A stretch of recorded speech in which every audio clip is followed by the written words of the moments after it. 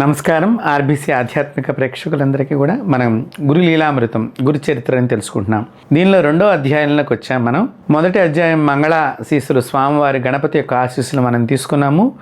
ఇప్పుడు 2వ అధ్యాయానికి వచ్చేసాం. చక్కగా ఈ అధ్యాయంలో నామధారకునికి గురు సందర్శనం, గురు దర్శనం కలగటం అనేటువంటి విషయాన్ని తెలుసుకుందాం. దత్తాత్రేయులు వారు 3 రూపాలుగా మనం చెప్పుకుంటున్నాం. దత్తాత్రేయుల వారు, శ్రీపాదవల్లభులు, నృసింహ సరస్వతి.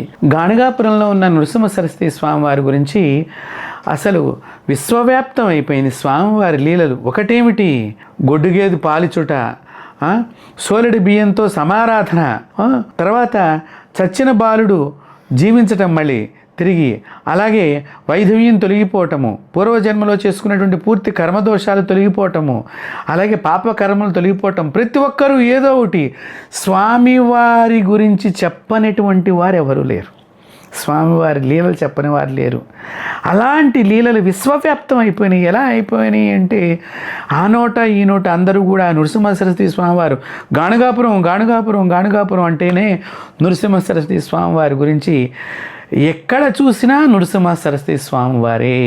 అలాంటి స్వామివారి లీలలు విన్నటువంటి నామధారకుడు ఎలాగైనా కూడా స్వామివారి గాణగాపురంలో ఉండేటువంటి స్వామివారి పాదాలను చూడాలని చెప్పి అతడు తన ప్రయాణాన్ని మొదలుపెట్టడం జరిగింది.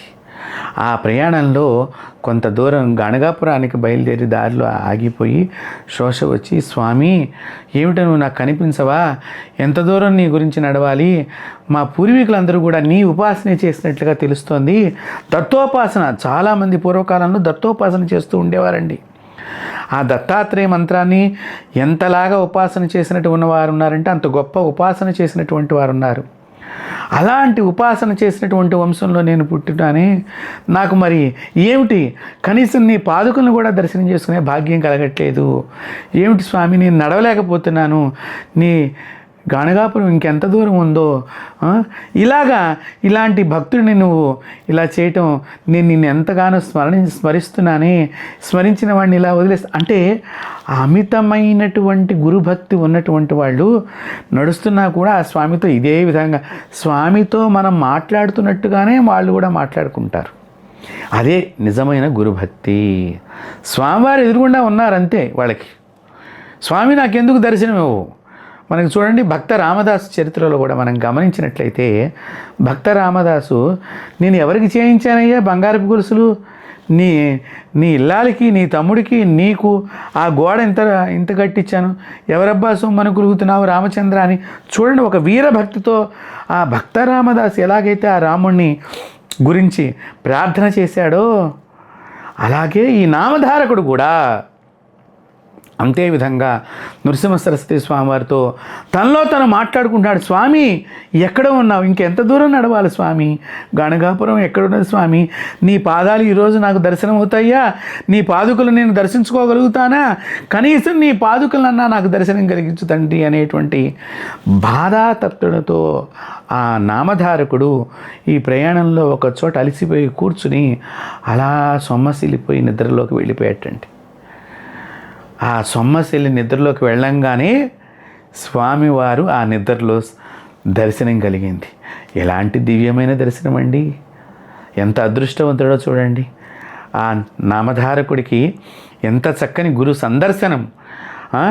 చక్కగా ఆ భస్మాన్ని ధరించినటువంటి దివ్య తేజో వలయం అంతా కూడా వారి చుట్టూ ఆ వలయ వృత్తాంతం అలా తిరుగుతూ ఉన్నది. అంతటి స్వప్నంలో నామధారకుడికి భస్మధారణ చేసినటువంటి బ్రహ్మ తేజస్సు అంతా కూడా ఒకటే చోట నిక్షిప్తమై ఉన్నట్లుగా దండ కమండలాలు కలిగినటువంటి గణగాపురం నృసింహ సరస్వతి స్వామివారు కలలో కనిపించేసరికి నామధారకుడు ఎంత ఆనందచకితుడయ్యాడో మీరు ఆలోచన చేయండి ఒక్కసారి. మీరు కూడా నామధారకుడి ప్రదేశంలో నిలబడి స్వామివారిని ఒక్కసారి మీరందరూ కూడా నామధారకుడు ఎలాగైతే చింతించాడో, అయ్యో నేను ఇంతకాలం నేను గాణగాపురం వెళ్ళలేకపోయానే, ఈ రోజున ఈ ఆర్బీసీ ఛానల్లో వచ్చేటువంటి గురు లీలామృతం కథలు విని వెళ్ళాలనిపిస్తోంది, స్వామి నాకు దర్శనం ఇవ్వండి అని ఒక్కసారి మీరు మనసులో తలుచుకోండి. స్వామివారి మీకు స్వప్న దర్శనం లభిస్తుంది. స్వామి భక్త సులభుడు అండి. భక్తుల పాలిట వారు ఎంత ప్రేమ అమృతం అంటే అమ్మలాగా వారు కరుణించారండి.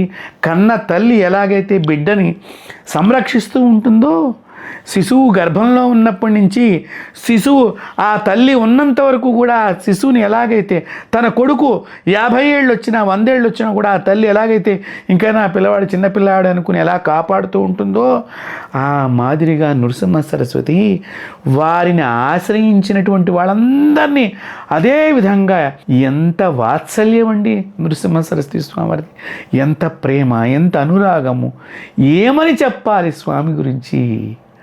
ఆ పంచదార తీపి మనం తింటే ఎలాగైతే తెలుస్తుందో, స్వామివారి ప్రేమను, ఆ మధురమైనటువంటి ఆ గురు ప్రేమను మనం గురు సేవ ద్వారానే తెలుసుకోగలుగుతాం.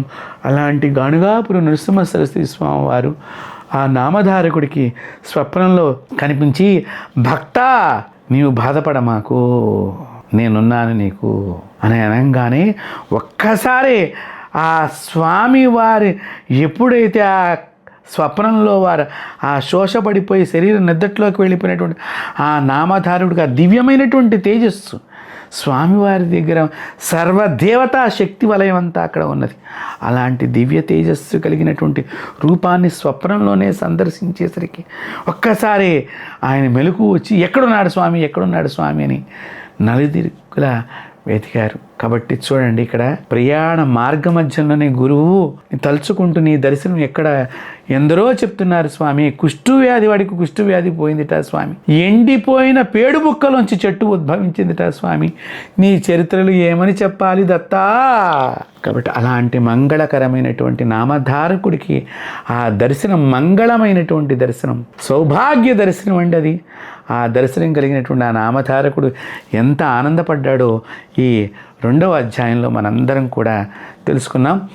ఆ దత్తుణ్ణి మనం కూడా అదేవిధంగా ఎవరైతే గాణుగాపుర యాత్రకి కానీ, కురుపురం యాత్రకు కానీ, పిఠాపురం యాత్రకు కానీ, శ్రీశైలం యాత్రకు కానీ, అలాగే కాశీకి కానీ, అలాగే దత్తాత్రేయుల వారి యొక్క దివ్యమైనటువంటి క్షేత్ర దర్శనాలకి వెళ్ళినప్పుడు ఆ నామధారకుడిలాగా మీరు స్మరించుకుంటూ వెళ్ళినప్పుడు తప్పకుండా మీకు నామధారకుడికి ఎలాగైతే యోగి పొంగవుడు స్వామివారిలా యోగి పొంగవుడు దర్శనం కలిగిందో, మీ అందరికీ కూడా అలాంటి యోగి పొంగవుల యొక్క దర్శనం లభించునుగాక.